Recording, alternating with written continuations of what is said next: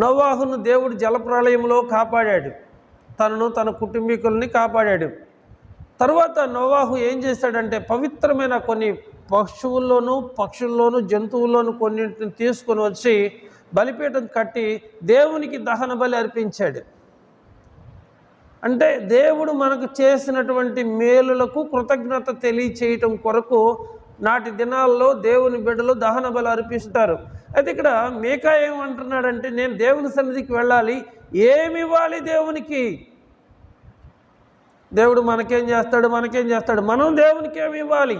దహన బలులు, ఏడాది దూడలు, వేల కొలది పొట్టేళ్ళు, వేలాది నదులంత విస్తారమైన తైలము, నా గర్భఫలము, నా జ్యేష్ఠపుత్రుడు, ఇవన్నీ కూడా దేవునికి అర్పించాలా అని తన మనసులో తను ఆలోచించుకుంటూ ఉన్నాడు.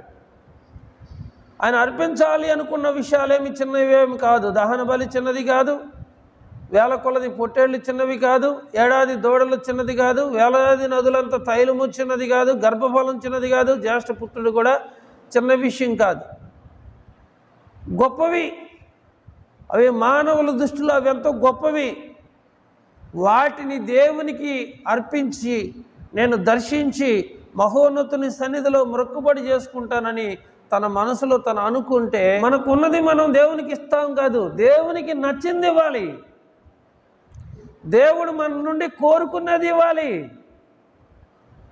మాకున్నదేదో మేము ఇస్తామయ్యా, మాకు లేని మేము ఎక్కడ తెచ్చి ఇవ్వాలి అని మనం మాట్లాడచ్చు. వేలాది నదులంత విస్తారమైన తైలము, వేల కొలది పొట్టేళ్ళు ఒకవేళ నేను దేవునికి ఇస్తే వాటిని బట్టి దేవుడు సంతోషిస్తాడా? నేను ఇచ్చే అర్పణ దేవునికి సంతోషం కలుగుతుందా?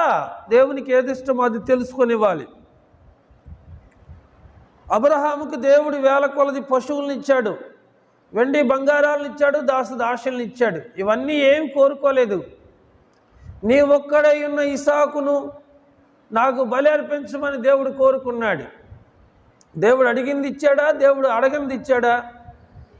దేవుడు ఏది అడిగాడో అది ఇవ్వటానికి ఏమాత్రము జంకు బొంకు భయము లేకోకుండా, వెనుదిరక్కోకుండా దేవుడు అడిగింది దేవునికి ఇచ్చాడు.